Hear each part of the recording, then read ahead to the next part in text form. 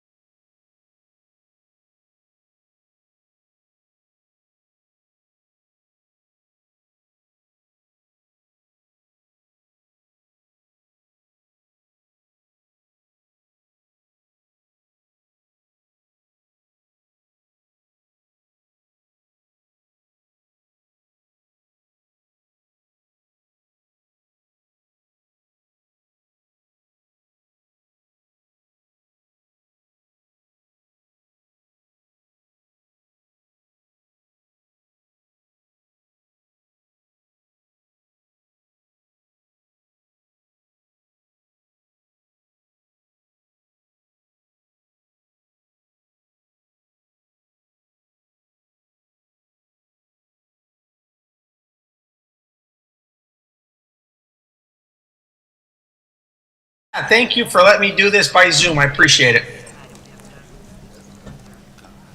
All right, is everybody here and ready? We'll call the meeting to order with the Pledge of Allegiance. I pledge allegiance to the flag of the United States of America and to the republic for which it stands, one nation, under God, indivisible, with liberty and justice for all. All right. Can we have a roll call, please? Mrs. Bennett? Here. Mrs. Eckerd? Here. Mr. Franco? Here. Mrs. Goebel? Here. Dr. Pravola? Here. Mr. Widener? Here. Mr. Burke is absent. Mr. Farr? Here. Mrs. Arnold? Yes, here. All right, we'll get this started with the superintendent's remarks. Hi, good evening. As always, thank you for the opportunity to address the board and our community. I'd like to start by congratulating our winter sports athletes on their hard work and dedication to their sport and to the school. Right now, we have swimmers and divers that are actually participating in the state championships this week at Bucknell University. So I'm sure I speak for our entire school district when I wish them good luck in their competitions. Tonight during my talk, I'm going to yield some time at the end to Mary Jean Egan, our assistant superintendent. She will provide the board with a brief academic progress report of our students so far this year, and without giving away too much, overall I'm very happy with the growth our students have shown thus far in 22-23. Next month, Dr. Suppan and I will present a proposed final budget for next school year as the first step in the budgetary process. As you can imagine, due to inflation and salary increases and a number of other things that we'll go over in detail, the budget's going to be tight. And we talk every single day about finding ways to save money. In the recently proposed state budget, Governor Shapiro, which he proposed last week, a modest increase to basic ed and special ed funding was proposed.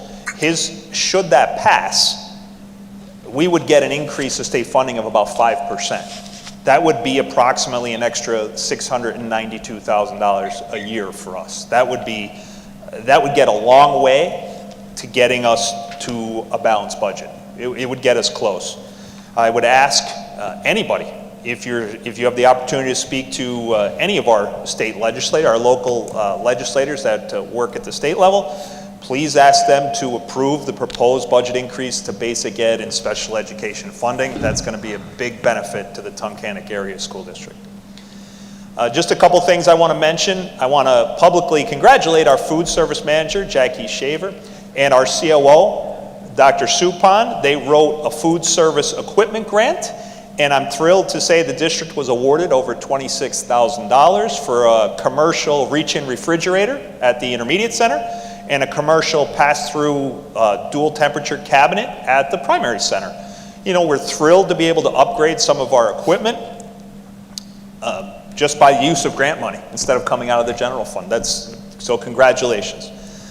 On the agenda tonight, I'll be asking the board to accept a donation from Lake Winola Methodist Church, United Methodist Church. The church membership was kind enough to donate $1,000 to our district to help offset the cost of shields for our security department in all 3 schools. And while we certainly hope and pray that we would never be needed, they would never have to use them, it's valuable equipment to have on hand, and I sincerely appreciate the generosity of the Lake Winola United Methodist Church. The Wyoming County Office of Human Services and our district attorney, Joe Peters, has organized an event for grandparents in our community that are raising their grandchildren. It's a day-long event that is taking place at the Dietrich Theater next Monday, March 20th, starting at 9 a.m. It goes all day. There are various speakers, and a lot of agencies will be on hand to provide guidance and assistance. Our district will also be on hand for the day to speak with grandparents and answer any educational questions they may have. At various points throughout the day, we'll have special ed people, we'll have security people, we'll have IT people. So we're going to be there trying to help as much as we possibly can. We're going to have some guidance counselors there, but a flyer for the event can be found on our website. It's really a great event that we're happy to support.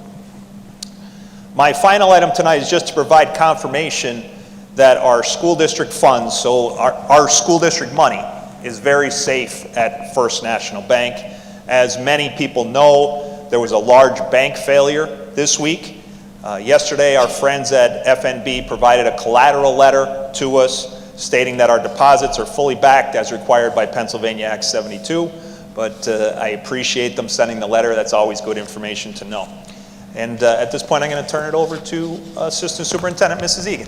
Thank you, Board. Thank you. What I'm going to present tonight is the first time, probably pre-COVID, that we've done any data or growth of students, just for the simple reason that it was so hard to track and try to get programs implemented with the uncertainty of school. So tonight I'm going to show you mid-year data. What we do is we benchmark our students 3 times a year, typically September, January, and then in May, to see the growth throughout the year and then to see what we need to change as far as our instructional practices. So I'm going to do this. There's a lot of slides on here. I am going to put this on the website tomorrow morning. I'm going to go through it very briefly because the slides all look the same. It's just different grade levels. So then if you want to dig deeper and look by grade level to see exactly where there's issues, you can do that on your own.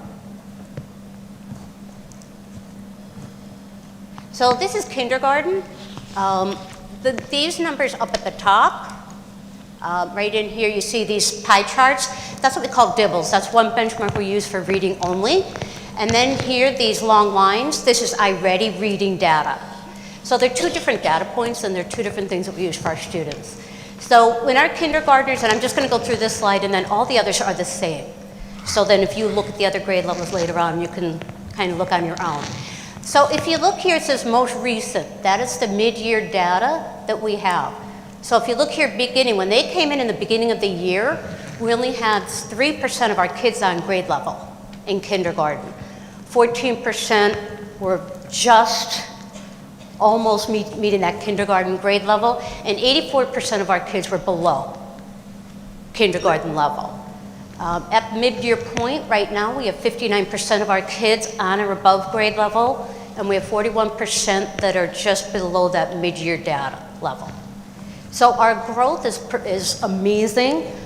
We went from 25 students on grade level or above grade level to 91 by mid-year. So we are seeing amazing growth. A lot of this at the kindergarten level, you know, is because we don't have a lot of private preschools in Wyoming County, so there's not a lot of educational opportunity for our kids prior to kindergarten.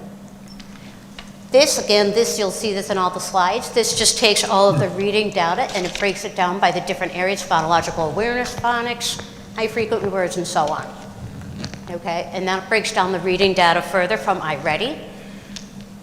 And again, it kind of follows the same scenario. This top line is the current data. The line here below is the beginning of year for each one. So you see tremendous growth in our kindergartners. We're super proud of them. This is our math data. We use iReady. We only have one data point for that. So in the beginning of the year, we had about 11 students that came in on grade level in kindergarten. And now at this point, we have 73 students on grade level, which is 47%. So we're super proud of the growth that we're making once again. The teachers are working hard.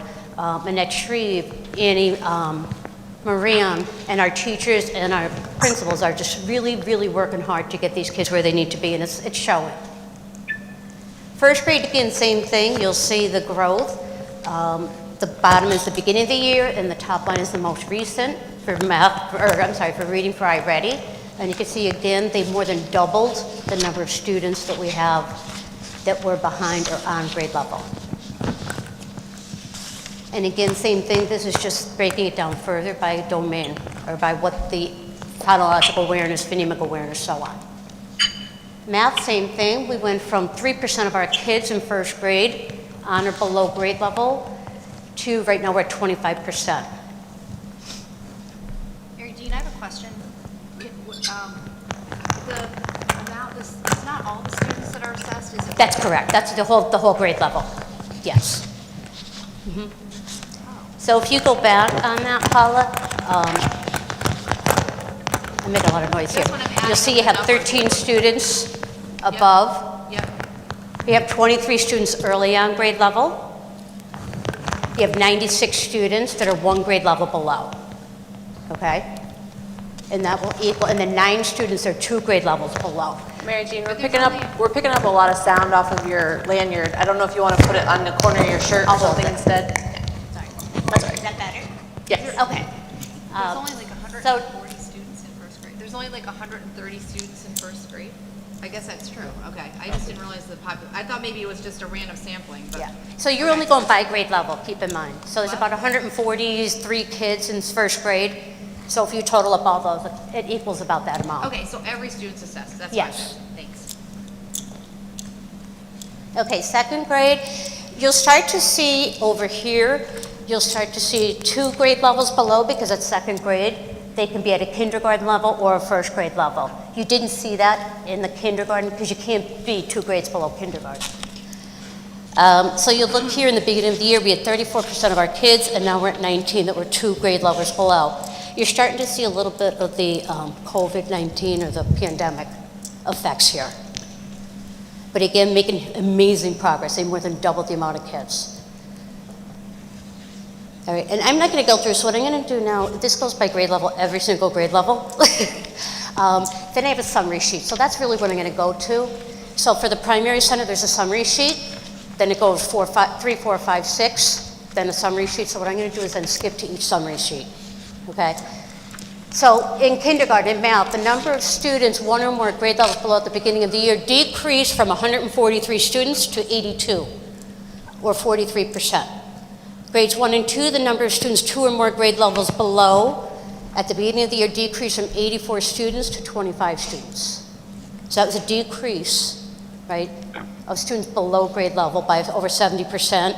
On grade level increased in first grade, in second grades, from 15 students to 72, or 480% increase in the number of students on grade level. Reading, same thing. 1 or more grade levels below decreased from 129 to 63, so they cut that more in half, by more than half. On grade level increase from 25 to 91, or they increased 274%. Okay, and that's the student themselves. So if you take, 25 to 91, that's 274% of our increase. Reading, I'm sorry, grades 1 and 2 for reading, the number of students 2 or more grade levels below decreased from 73 to 31 students, or 58%, and on grade level increased from 44 to 104. Mary Jean, for the ones that are, particularly the 2 grade levels or more below, what are we doing to get those kids up to What's that? where they should be? What does it mean, the percentage on grade No, level? the kids No, that the are kids- 2 or more levels below now, what are we doing to bring them up? Oh, what we're doing right now, I'm sorry, Phil. What we're doing right now is we're doing what we call our Cub and our tier, and that's at every grade level, K through 7. So they have, if they're strategic or 1 grade level below, they have 30 minutes of an intervention just for them. If they're 2 or more grade levels below, they'll also have another 30 minutes for a tier 3 intervention. So on top of their regular classes, they're getting about 60 minutes extra for what they need. And we pull that based off, like all of this data, we can actually pinpoint each child and then pinpoint exactly where that data and exactly what category they need help. So they're spending a lot of time doing data meetings. They meet every 7 days for data, and they have data meetings to say, this child needs to move, let's move them. So it's a lot of work. The teachers, they put a lot of time into it. Thank you. Yeah. So 3rd grade, and again, you'll see the same slides, 4th grade, and I'm going to go right to the summary slide. In math, grades 3 through 6, the number of students 3 or more grade levels below. At this point, you can go 3 grade levels below, okay? At the beginning of the year, decreased from 105 to 65, or 38%. So we actually had kids in 6th grade that are 3 grade levels below. And this is really where you see those students that during the pandemic missed their 1st grade, their 2nd grade years. The number of students 2 or more grade levels below decreased from 113 to 50, or 56%, and our on-grade level went from 95 to 202 students. That's grades 3 through 6. In math. In reading, the number of students 3 or more, again, you can read this, we decreased the number of students that are 3 grade levels below by 37%, 2 or more grade levels by 21, and we increased the number of kids on grade level by 212%. So again, same thing, the same process happens at the intermediate center that happens at the primary. Mary Jean, how does our school look, like how versus the other schools in the area? Is our decrease similar, less, more? Other schools, Yeah. other districts. Yeah. Yeah, so other districts are experiencing the same thing, I think, all over the country that we're experiencing, especially once you get into your 3rd, 4th, 5th grade. Those are the students it's harder to grow them, because at this point they should be reading and doing comprehension of vocabulary, where they've missed their foundational years where they can't even, form a word. They're still trying to sound stuff out. So not only are you teaching the foundational in the 3rd or 4th grade, you're also trying to bring them to a comprehension. So it's more difficult. So it's a lot of time. We'll probably see these effects for years. Yeah, I know, I'm trying to think so for the 65, just in this random here, math, well, that's grade 3 through 6, there's 65 students, but if you assume it's 20 in each grade, there's a whole class of kids 3 grade levels below in math. Correct. I can't see unless there's some plan, I don't know how you close the gap. They can't graduate with that, right? Interventions. You close I it think that's through what- intervention time. Yeah, Are we holding children back a grade? No. And at what point would we start looking at something like that if there was really just an insurmountable deficit at the end of the school year? Well, parents can choose to do so. Okay. But there's so much research on retention, and typically what retention leads to is dropouts. Right. yeah. Research doesn't support it. So we have to remediate kids. And We have to sometimes- provide intervention time. And that's what our target was this year at our younger levels. Like, we need kids to be on grade level reading by grade 3, because there's so much research that shows if kids are on grade level by grade 3, that they'll be successful. Yeah. So you'll see, to hold them back at grade level is almost the same thing another year, right? They still don't have those other 2 years below that foundation just to hold them back another year. They're just hearing the same thing over again. We need to meet them where they're at and bring them up. And that's what we're trying to do. Yeah, I was more, I think, curious if a parent wanted to keep their kid back for a They year. can. We allow that, okay. They can. Yeah, yeah. And then same thing for reading. We increased the number of students on grade level by 218%. And if you look, combined between 2 and 3 grade levels below, almost 56% we reduced. So again, working hard at the IC, same thing. This is 7th grade. You're looking at a lot more kids, or a lot less, I'm sorry, it's only 1 grade level. So you're not going to see the increase that you would in the other grade levels. Also, again, you have that, it's more comprehension, it's more closing that more difficult gap. It's way more difficult once you get to this grade level to get that 2 and 3 years. And then again, same thing with our 8th grade. We are working at it. They're in math, they increased the number of students on grade level. We only had 6 kids in all of 7th grade that came in on grade level in math. And we're up to 14. That is a huge part of the pandemic. That is, there's a lot of research out there that math suffered a lot more than reading during the pandemic. And then reading, we are increasing them from 50 to 63 students. Now, those kids in that grade, in 8th grade, they were in 6th grade the year that we were doing the hybrid and all that kind of stuff. So they were in class every day, unless they were quarantined or something like that. They would have been, what, so 19, 20? 6th grade. The first year of the pandemic, they would have been in 4th grade? Would that be right? 4th or 5th? Oh, the 8th graders? Yeah, the current 8th graders, yeah. And then for 6th grade. grade, they would have been Fifth in and grade, out, in and sixth out. grade, they would have- Right, well- so their 5th grade year, they lost half the year because we went out in March. Right. So they lost all that instruction in 5th grade. You're talking your multiplication, there's a lot that happens there.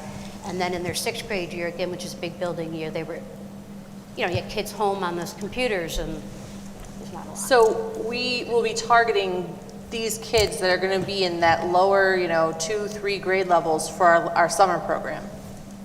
So there's different things that'll happen with the 2 and 3 grade levels below. It depends on if the student has an IEP or not. They could be in a supplemental math. If not, we're trying to meet them where they're at and work with them during an intervention period. Now, Mary Jean, the kids that are 2 grade levels below, are they identified for summer programming? Yeah, Yeah. Like our summer program? yeah. And so what happens, Yeah. so I'm confused on the 8th graders especially. Now, So Holly, they're for in 8th ninth- grade, I'm not sure. It depends on what we have. We'll start with our K-1-2 group for summer programming, and depending on how much faculty we have, is that what you mean? That's, Then we'll, yeah, then how do we'll we, go from how do we there. identify kids for summer programming? Because I want to target the kids that are farthest behind and have the hardest time catching up, which doesn't seem at this time like it's our K-1-2 kids. The K-1-2 kids don't. That's what we're. Right. I know last year we didn't do a program, I think, for 8th grade. Yeah. And it looks like we have a need in 7th and 8th grade, 6th, 7th, 8th grade, to maybe Yes. be looking at that. So I just want to keep that in mind when we're thinking about our summer program. What are our targets? What's our goal? Yeah, and I think that exactly that. If we have less kids that we would target in kindergarten, like it may turn out that way, then we would put those spots up higher. Typically what happens with the 6, 7, 8 is they don't show up. Okay. That's the only problem we have. Assuming they don't show up to summer school, what's the intervention, like 8th graders become 9th graders next year? Yes. That are now, doing 6th grade math? Yes. What is the intervention, like, they don't even do 6th grade? At that point, it's tough. It's difficult. Like, when you get to a true high school schedule, Yeah, you're in a true high school schedule at like, that point. you gotta make sacrifices. Like, to remediate in high school, it's scheduling. I know, so I guess, I just want to make sure we're thinking about it. These kids can't, you really have to have like 8th grade math to function as an adult. Absolutely. Maybe not algebra, sorry for any algebra teacher, but you need 8th grade math, right, to function as an adult. You need 8th grade level reading. So I think and if there's not a remediation program in the high school, I'm just wondering, like, these 71 kids Yeah. could be really, I mean, there will be some type of remediation Yeah. program. I mean, we talk about this all the okay, we time. just don't know what it is yet. Okay. Yeah, I mean, I can't tell you what it's gonna look like yet because we're still having those conversations. Right. Yeah, Probably and not also, figured out. this Okay. is a different animal for us because you didn't have that need at the high school once you got into the high school courses, but it's a new need. You know, because the easiest pathway to graduation in Pennsylvania is to pass 2 out of the 3 Keystone tests. That's the easiest pathway. So if we could get kids to pass 2 out of the 3 Keystone tests, it's an easy pathway. Now, there's alternative pathways, but there's a lot more steps that go with it. Yeah. So I know for sure we will be putting a reading remediation in for 8th grade next year. I'm not sure what a math would look like yet.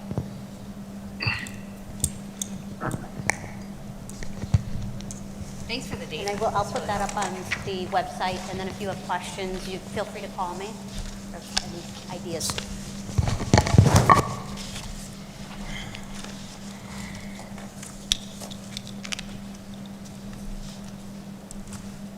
Do you have more, Mr. Doherty? No. Okay. No, that's it. Thank you very much. Thank you. Thank you. Let the record show that we had 3 executive sessions since our last meeting. One of them took place on February 22nd, which was for personnel matters, that we went into executive session straight from the board meeting. It was announced that we were going to that night, but it was after we adjourned that we remembered to say something, so just wanted to make sure we brought that up. March 6th, we had an executive session. The topics were collective bargaining strategy as related to the Act 93 contract, possible real estate lease contract discussion, and personnel matters related to specific staff. Then on tonight, we had a informational workshop before the board meeting regarding the 2021-2022 audit. Passed with flying colors. That will be available on the website for everybody to see. For security and safety matters, for personnel matters related to specific staff. And then we will be returning to an executive session after this meeting for, I think it's personnel matters as well. And collective bargaining. And collective bargaining agreement strategy for the Act 93.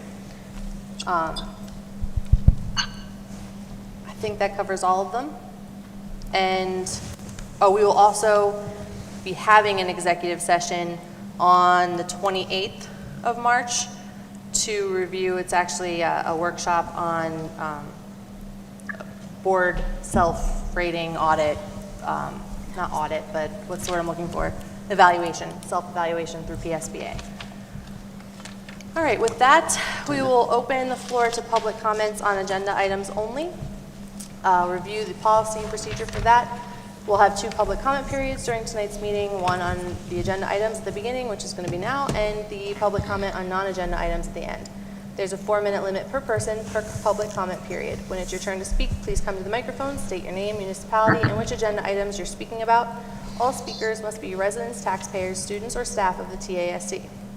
To object to a board action under Title 65, Part 2, Chapter 7, also known as the Sunshine Act, please go to the mic, state your name, as well as the section and subsection of Chapter 7 you believe is being violated. The presiding officer and/or district solicitor will make a determination on the stated objection. That determination is final for the purposes tonight. So, if there's anybody who'd like to make public comment on agenda items, the floor is yours.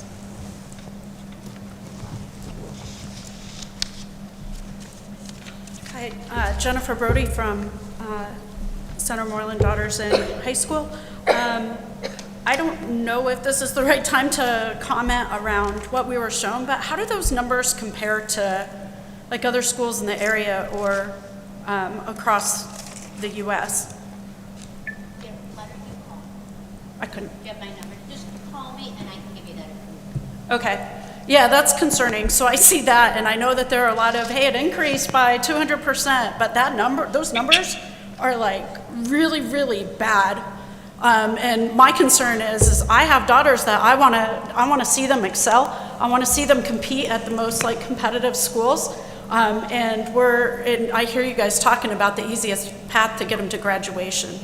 I actually have higher aspirations for my children, and like that's super concerning to me. It is concerning. I think it's pretty common all around the state and the country. Okay. Yeah, it's pretty common, but if you want to dig deeper, That scares me. me too. Okay, thank you.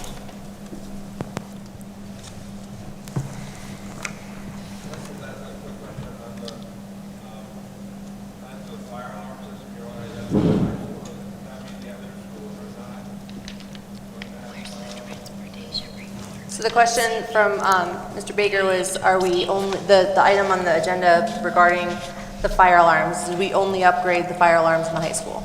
The only system that's targeted for an upgrade is at the high school. The other two systems at the other buildings are perfectly fine. They're in good shape. This one at the high school is functioning. It's just that, you know, we do a lot of maintenance on it. It's just, you know, reached the end of its useful life. I want to kind of echo what Jen said about like the concerns with that. I think it's also good to have clarification that it has been shown with research that for some students, the easiest pathway, because they're going to have the best chance of success after school if they have a diploma. That's certainly not all, I mean, all students, of course. There are higher aspirations for some kids, and they'll meet those with probably very few challenges to get there at varying levels. But I think the board has had multiple conversations over the years about making sure that the kids that are coming in at the bottom and their dropout risks and all these other things are just failure to complete, rather than getting to the fourth quarter of their senior year and find out it is not happening for them. They're not going to come back the next year. So in most cases, you know, so if we have something to help get them across that line, it's not exactly where I think anybody on this board wants them to be achievement-wise, but it gives them that pathway, because that diploma is going to make a lot of difference if they're going out to try to get a job pretty much anywhere, versus having to have other pathways after high school that don't involve a diploma. So I think, just to clarify, that's where I think, I'm not going to speak for everybody, but I think that's where we kind of sit, that we want to make sure that everybody can get there if they can. Okay. Any other public comments on agenda items? All right. Item 4, that's over. Item 5, enrollments are there for everybody's perusal. Item 6, the approval of minutes from the February 22nd meeting. Motion to approve. Second. We have a motion and a second. Any discussion? Roll call, please. Mrs. Bennett? Yes. Mrs. Eckert? Yes. Mr. Franco? Yes. Mrs. Goebel? Yes. Dr. Probola? Yes. Mr. Widener? Yes. Mr. Farr? Yes. Mrs. Arnold? Yes. Item 7, business and finance. Do we have a motion for items 1 through 6? So moved. Second. We have a motion and a second. Any discussion on those items? Roll call, please. Mrs. Eckert? Yes. Mr. Franco? Yes. Mrs. Goebel? Yes. Dr. Probola? Yes. Mr. Widener? No. Mrs. Bennett? Yes. Mr. Farr? Yes. Mrs. Arnold? Yes. Superintendent's report. Thank you very much. Before I even read the resolution, I'm going to ask you on the personnel report tonight I'll be asking you to vote on 2 things. One is the retirement of Greg Ellsworth. First of all, Mr. Ellsworth, congratulations on announcing your retirement. Greg will be leaving us in August, and boy, what a big loss that's going to be. His name is synonymous with the career and technical education that goes on here at Tunkhannock Area High School. You know, he's a huge part of why we have a fully comprehensive high school. And really, there's no bigger advocate for career ed, no bigger advocate for red tile than Mr. Ellsworth. He's known, I want everybody to know this, he's known statewide. Like, he picks up the phone and he calls people at PDE and they answer. He knows everybody, every industry. He's got contacts, every college. He's leaving a lasting legacy here. And I guess my biggest compliment for Mr. Ellsworth is, you know, our CTE program and its success is really a direct reflection of his passion for career education and his dedication to the students of Tunkhannock. And again, congratulations on an outstanding career. I'm happy for you, and I'm happy to have you for a couple more months. So I want to congratulate you on that. I'm sure some board members will have some comments when we get to that part. The other thing that I wanted to just make mention of is there is an appointment for potentially a new high school principal that you'll be asked to vote on this evening, Matthew Winsek. We sought applications after Mr. Bosher announced his retirement. We did both a local and a statewide search. We had we interviewed, we had 7 people involved in the interviews, 3 of which were high school teachers. You know, I brought together, you know, really the people that are going to have a lot of, it was important for me to have teacher input into the next high school principal. The interview was tough, and we ended up with a unanimous selection, all 7 people. So I'm confident we have the right person to fill, you know, a very large hole that's going to be left by our outgoing administrative team, and I certainly hope that you'll consider voting for Matt when that comes, when it comes time. But I recommend a resolution be adopted approving the personnel report as presented. Motion to approve. Second. We have a motion and a second. Any discussion? Well, congratulations, Mr. Ellsworth. I echo Mr. Doherty's remarks quite a bit. You certainly put a lot of work into it, and you've seen the value to students there. And I mean, it's come around to a lot of districts where they see value to that, where not every student going to college, but other pathways for other jobs are very much in need. And very more hands-on, and a lot of students are more hands-on than they are academic. So that's filled a very big hole. Thank you. I'll second that. Yes, I want us to say thanks for, I think it's so important. I think the vocational educational program is so important because there are kids that are not going to go to college, and we need those kids to, like, there's tons and tons of jobs opening for them that we need them to, and the foundation they get here is so different than so many of the other districts, and I know that so much of that's attributed to you, so thank you so much for your efforts. Yeah, one thing that I specifically have seen one-to-one is the pride that you take in the programs that you've helped to build. And, you know, we've been at, my family's been at several events at Patriots Cove, and there are so many projects and things that our kids have contributed to make that program better. And that's because of the partnerships that you've built. And I'm hopeful and sure that you've set the foundation that these programs can continue, because they are. They're things that they don't always make the front page of the papers and that kind of thing, but our kids are being able to touch all parts of our community because of the programs that we have for that. So. I would like to just say, about a month ago, I came up to the high school for a tour.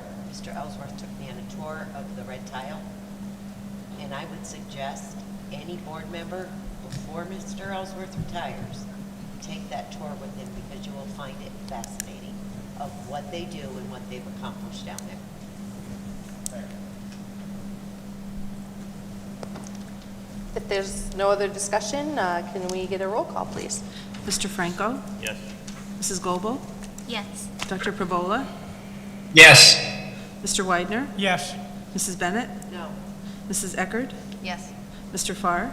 Yes. Mrs. Arnold? Yes. Congratulations to Matt, who I believe is here. Welcome. My next one is I recommend a resolution be adopted approving the conference as listed below for Kevin Kreinberg to the PMEA All-State Conference.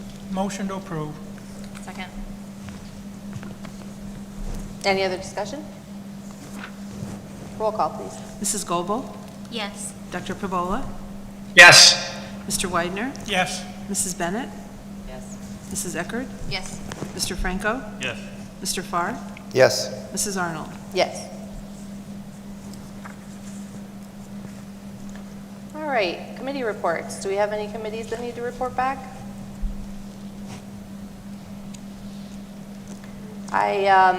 I'm pleased to be able to announce that I was recently appointed to the, as one of the 12 sectional advisors for Pennsylvania School Boards Association in, obviously, Pennsylvania. So it's been, that agency, that group has been very helpful to us as a district. They've done a lot with our policies and all these other things. I've been able to take a little bit more active role with them, and that is probably in large part due to a lot of the things that we've had going on in the district that we've had to turn to them, and we've built more relationships. And so I'm excited about that. We'll see. It's another one of those volunteer positions. So if anybody has extra time laying around, I'll be happy to take it off your hands. But Other than that, do we need to schedule any committee meetings? Okay. We have nothing under unfinished business. New business, update on right to know requests. So far for the 22-23 school year, we've received 59 right-to-know requests. 4 additional right-to-know requests were received since the last board meeting. 54 have been fulfilled or partially denied. 5 are still yet to be fulfilled. We're still working on 5 of them. 5 appeals have been filed with the Office of Open Records for 22-23. 1 was denied, 1 was dismissed. There are 3 pending. Thus far this school year, we have spent $23,057 on attorney's fees to vet the right-to-know responses. And just some other information, last year there was 10 appeals filed with the Office of Open Records. All were either dismissed or denied. What's the cumulative legal costs for last year and this year, if you have that, Mr. Doherty? I don't have last year in front of me. It was about 57,000? How much? 57,000? Mrs. Lawson is telling me that it was approximately $57,000 for 21-22, and so far this year we are at 23,000 or just over 23,000. And to dovetail on my request last time, did we ever try to look into I know the direct legal costs, but per my request, any indirect hourly costs from our employees taking time away from their duties to track down these right-to-know request informations? Believe it or not, Dr. Prabola, we are struggling a little bit with that because it's extensive. We have multiple departments that are working, so we are working on compiling a number. Okay, thank you.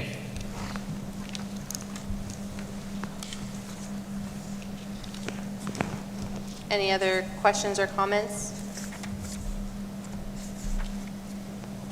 Okay. Item number 2, the TASD Visa account is there for your information, and as well as the summary of Kelly Services Substitute Teacher fill rate. Item 4, we have the approval of the student overnight out-of-state field trips as listed. First Robotics, PMEA, another First Robotics competition, and the FBLA State Leadership Conference. Motion to approve. Second. We have a motion and a second. Any discussion? Roll call, please. Dr. Pravola? Yes. Mr. Widener? No. Mrs. Bennett? Yes. Mrs. Eckert? Yes. Mr. Franco? Did he say yes? I missed He it. said yes. Did he? Okay, I'm sorry. That was the quietest yes I've ever not heard. I'm sorry. Mrs. Goebel? Yes. Mr. Farr? Yes. Mrs. Arnold? Yes. All right, item 5, the approval of the van and bus contracts as presented. Motion to approve. Second. We have a motion and a second. Any discussion? Roll call, please. Mr. Widener? Yes. Mrs. Bennett? Abstain. Mrs. Eckert? Yes. Mr. Franco? Yes. Mrs. Goebel? Yes. Dr. Pravola? Yes. Mr. Farr? Yes. Mrs. Arnold? Yes. Item 6, the first reading and the retirement of the following board policies. So we don't need to vote on these. It's just the first reading, but it's there for your perusal. A lot more detailed information is available online, right? Yes. So those are available for everybody. And any discussion on those? All right. Item 7, approval of budget transfers is listed for high school operations and athletics. Motion to approve. Second. We have a motion and a second. Any discussion? Roll call, please. Mrs. Bennett? Yes. Mrs. Eckert? Yes. Mr. Franco? Yes. Mrs. Goebel? Yes. Dr. Pravola? Yes. Mr. Widener? No. Mr. Farr? Yes. Mrs. Arnold? Yes. Item 8, recommend that a resolution be adopted approving the independent audit report of Murphy, Doherty and Company, not related, for the 2021-2022 school year. Motion to approve. Second. I just want to point out, no relation. Yep, threw that in there. Yeah, okay. There were no findings. I forget what the actual terminology is, unsomething. It's a clean litter. Yeah. We do have copies available, Yep. and it will be on the website. Yep, it's on. It's a it'll clean be- opinion. Yep, It's- the it's on opinion our is that it was a clean audit, that we are meeting or exceeding all the requirements of accounting and good budget operational practices. There are no findings. No findings. Motion to, do we get a motion? Yes. Yes. Okay. Roll call, please. Mrs. Bennett? Yes. Mrs. Eckerd? Yes. Mr. Franco? Yes. Mrs. Goebel? Yes. Dr. Pravola? Yes. Mr. Widener? Yes. Mr. Farr? Yes. Mrs. Arnold? Yes. Number 9, motion to approve a revised school calendar for the 22-23 school year. Motion to approve. Second. We have a motion and a second. The changes are simply the snow days, correct? It's simply a snow day, yes. With the snow day that we had, we used the Thursday of the Easter holiday, so Thursday, April 6th will now be a school day, and that leaves us with one snow day left, should we need it, which would be the graduation day, June 2nd. I'm hopeful that we won't, but I didn't want to go right to June 2nd because that would have pushed us then into the following week. if needed. So to recap, we had 2 official snow days, December 23rd and March 14th, and those were being made up, so they are now school days on April 6th and June 1st. Correct. And we have 1 snow day left before we have to push into a next week. That's correct. National And Weather when's Service. graduation? What's that? When's graduation? June 2nd, right now. Right now. Oh, okay. This is me. Yeah, if for some reason, the National Weather Service says there's still a greater than 50% chance of getting measurable snowfall in March. So if something were to happen and we get pushed out into that following week, graduation could get pushed out, but we're hopeful that that won't be the case. Correct. That's why I thought we would use the Thursday before Easter, so we still had one in our pocket. Yeah. Do we have any FID days? No. Okay. Okay. We had a motion, we have a second. Any other discussion? We did have a motion. Okay. Roll call, please. Mrs. Eckerd? Yes. Mr. Franco? Yes. Mrs. Goebel? Yes. Dr. Pravola? Yes. Mr. Widener? Yes. Mrs. Bennett? Yes. Mr. Farr? Yes. Mrs. Arnold? Yes. Okay, looking forward, item 10, motion to approve the 23-24 school calendar, which has us starting August 23rd for students, August 21st for staff, and it has us getting out. Our last day, if we don't have any other snow days or anything tacked on to the end of the year, would be May 30th. So, Right, with graduation being May 31st, and the reason we were able to do it in May was because of the timing of the Easter holiday. There is not a separate spring break and Easter break. They're combined. And this, of course, can always change. So this is just a tentative I guideline. mean, right, we live in northeastern Yep. Pennsylvania. It's going to change. do we do a motion in a second here? Okay, so we need a motion and a second on this. Motion to approve. Second. Any other discussion? Roll call, please. Mr. Franco? Yes. Mrs. Goebel? Yes. Dr. Pravola? Yes. Mr. Widener? No. Mrs. Bennett? No. Mrs. Eckerd? Yes. Mr. Farr? Yes. Mrs. Arnold? Yes. The only thing I'm going to ask is that on the final copy that gets printed, we put Sunday back at the beginning of the week. Got it. Okay. All right, item 11, motion to accept a $1,000 donation from the Lake Winola United Methodist Church to help offset the cost of shields for our security officers at all 3 schools. Motion to approve. Second. We have a motion and a second. Any other discussion? Many thanks to the Lake Winola United Methodist Church for this donation. Any improvements to safety are welcomed. Agreed. Roll call, please. Mrs. Goebel? Yes. Dr. Pravola? Yes. Mr. Widener? Yes. Mrs. Bennett? Yes. Mrs. Eckerd, Yes. Mr. Franco, Yes. Mr. Farr, Yes. Mrs. Arnold. Yes. Item 12, motion to approve a contract for HVAC system upgrades at the projects at the high school and intermediate center. The contract is awarded to Scranton Electric Heating and Cooling Incorporated at a cost of $3,536,064.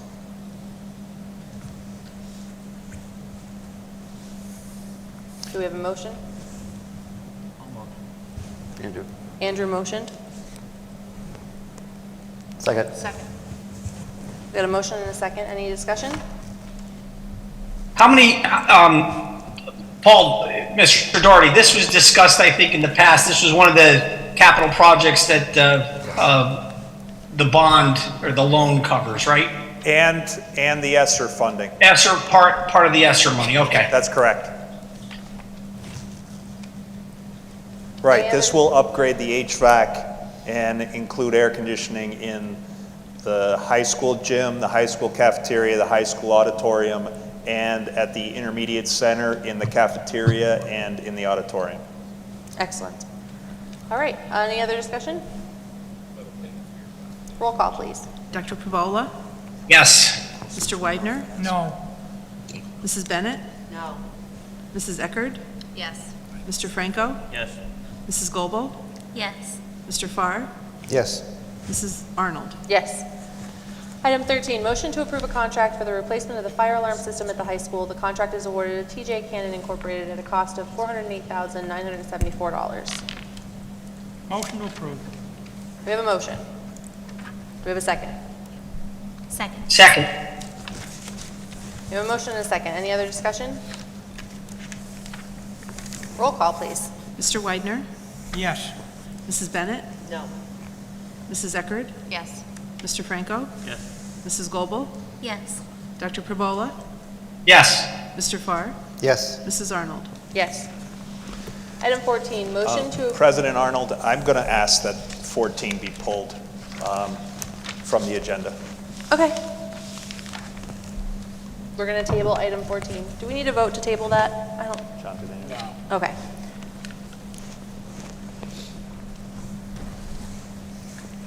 All right, item 15. Approval of the transfer from the bond funds to the general fund in the amount of $32,313.59 to cover Dewey engineering costs for fire alarm replacement. Motion to approve. Second. We have a motion and a second. Any discussion? Was this the money left over from the roof projects? No, no, it wasn't. This was supposed to be pulled out of the bond. Dr. Spahn, tell me if I'm wrong, but this was supposed to be pulled out and paid from the bond, and it was paid accidentally out of the general fund. Now we have to transfer the money from the bond back into the general fund. This is really a budget transfer. Okay.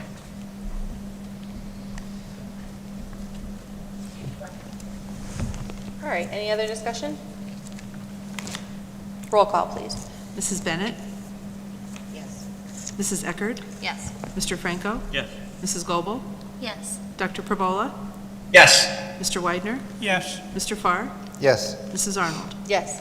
Item 16, approval of loser and intermediate units, policies and procedures, and use of funds by the school district. Motion to approve. Second. We have a motion and a second. Any discussion? Roll call, please. Mrs. Bennett, Yes. Mrs. Eckerd, Yes. Mr. Franco, Yes. Mrs. Goebel, Yes. Dr. Pravola, Yes. Mr. Widener, Yes. Mr. Farr, Yes. Mrs. Arnold. Yes. Approval of a memorandum of agreement by and between TASD and Tunkhannock Area Education Association as presented on page 87. Motion to approve it. We have a motion to approve. Do we have a second? Second. Motion and a second. Any discussion? So is this if a teacher or an employee loses their badge? That this is how the cookbook is for replacements? Exactly, that's exactly correct. So after an employee loses their badge for a second time, they have to pay for the cost of the third replacement. That's correct. $10. Yes. This applies to all staff?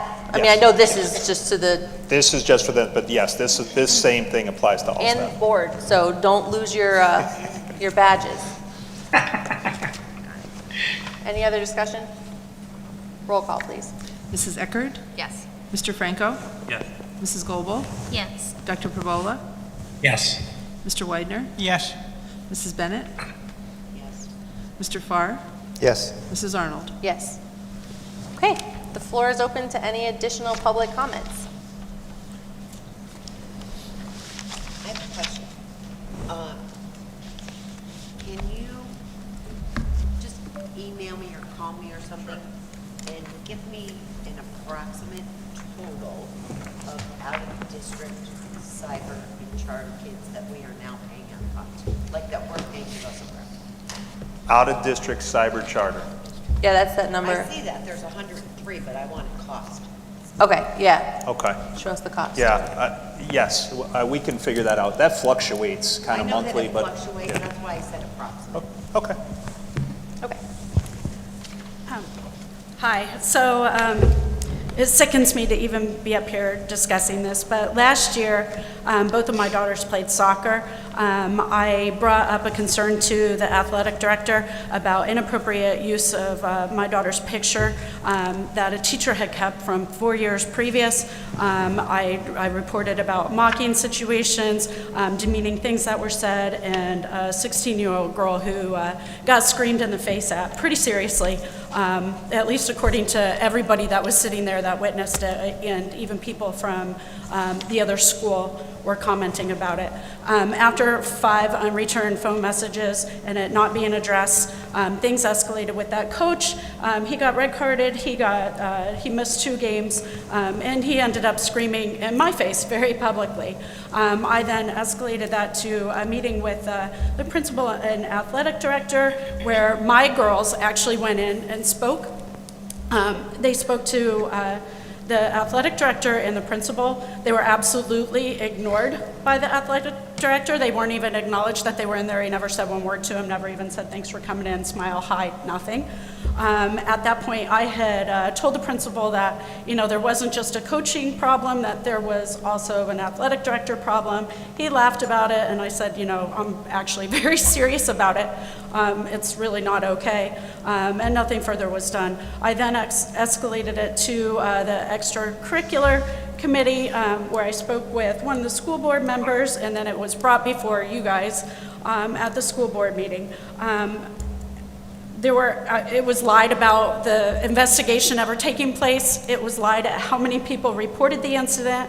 It was said that there were only 2 people that reported.